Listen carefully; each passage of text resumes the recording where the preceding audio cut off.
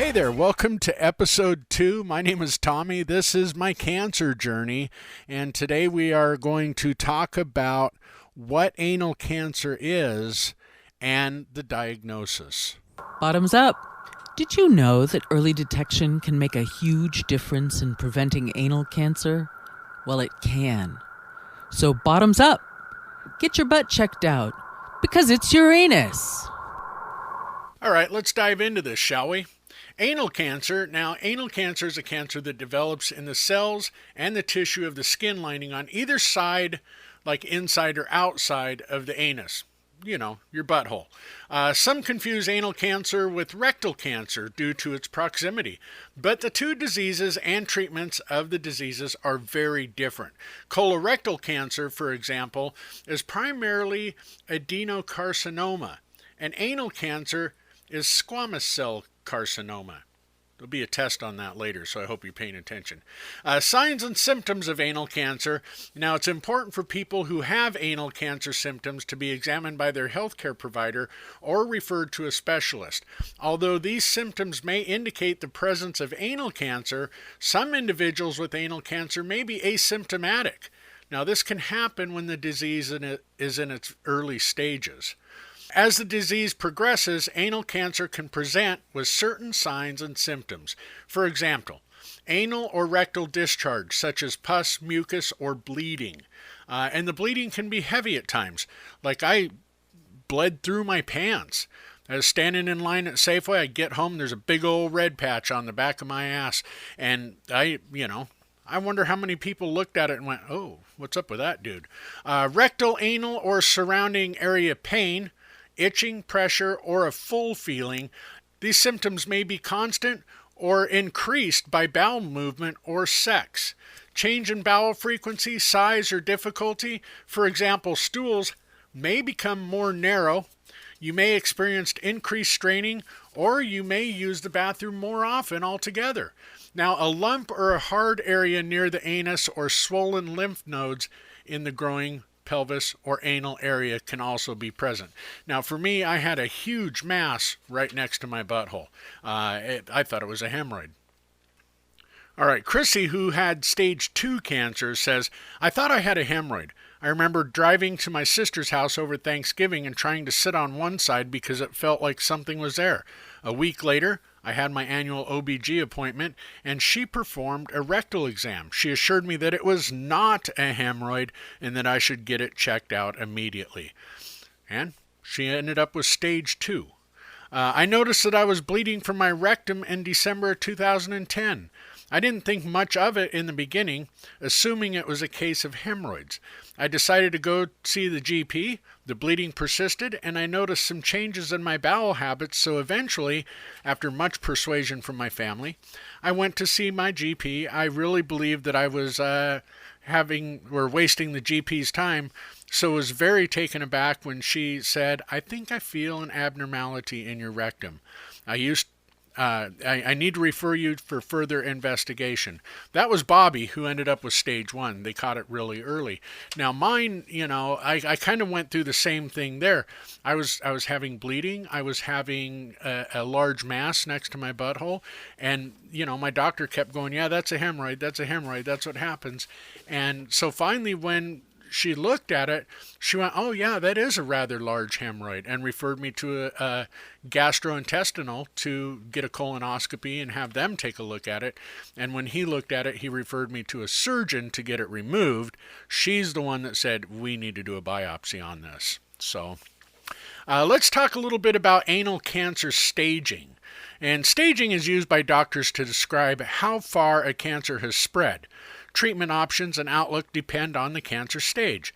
There's 4 stages of anal cancer according to the National Cancer Institute. Stage 1, cancer exists and the tumor is 2 centimeters or smaller. Stage 2, the tumor is larger than 2 centimeters. Now, stage 3, there's 2 of them. Stage 3A, the tumor is of any size and is spread to the lymph nodes near the rectum or to nearby organs such as the vagina, bladder, or urethra. Now that's what I ended up with, stage 3A, because it was in my lymph node as well. Stage 3B, the tumor is of any size and may have spread to the lymph nodes in the rectum, pelvis, and or groin, and possibly to nearby organs. And then there's stage 4. The tumor is of any size and may have spread to the lymph nodes or nearby organs, and has also spread to distant parts of the body. So that's your staging. Let's look at the anal cancer types. There's 3 types of anal cancer, and treatment options vary depending on the type of anal cancer. There's squamous cell carcinoma. Now, squamous cell carcinoma starts in the outer lining of the anus. Approximately 90% of anal cancers are squamous cell carcinoma and a result from HPV. Most of the time. And we'll get to HPV a little bit later. We'll talk about that and the connection there. There's also basal cell carcinoma. It's a skin cancer that occurs in the area around the anus. They account for only a very small number of anal cancers and are considered a type of squamous cell carcinoma. And then there's adenocarcinoma. Adenocarcinoma is either in the lining of the anus near the rectum or in the anal gland that produces mucus. And then there's malignant melanoma. Malignant melanoma occurs in the cells of the skin of the anal cancer or the anal lining, responsible for pigment and makes up less than 2% of anal cancers. Malignant melanoma may also be called skin cancer. So what causes anal cancer and what are the risk factors for anal cancer? Well, anal cancer and precancer have several causes and risk factors. Now, approximately 10,540 people will be diagnosed with anal cancer in the U.S., and almost 1,500 in the U.K. annually. In almost all cases, anal cancer is caused by HPV, a virus that nearly every person has at some point in their life. The other risk factors can include immunosuppression, sexual activity, tobacco use, and older age. All may increase the chance that an HPV infection becomes cancerous. However, there are people who don't have these additional vulnerabilities who also develop anal cancer. Okay, so let's talk a little bit about the human papilloma virus. That's HPV. The human papilloma virus is the most common sexually transmitted infection in the U.S. and in the U.K. HPV is a skin virus that can lead to anal, cervical, vulvar, vaginal, penile, and head and neck cancers. It is transmitted through skin-to-skin contact. I know, I said vulvar. Really weird. I can't pronounce it right. Anyway, nearly all adults will have HPV at some point in their lifetime. Frequently, HPV goes away on its own, although for some it can remain dormant in the body for decades, causing cancers to surface later in life. A small percentage of HPV infections develop into cancer.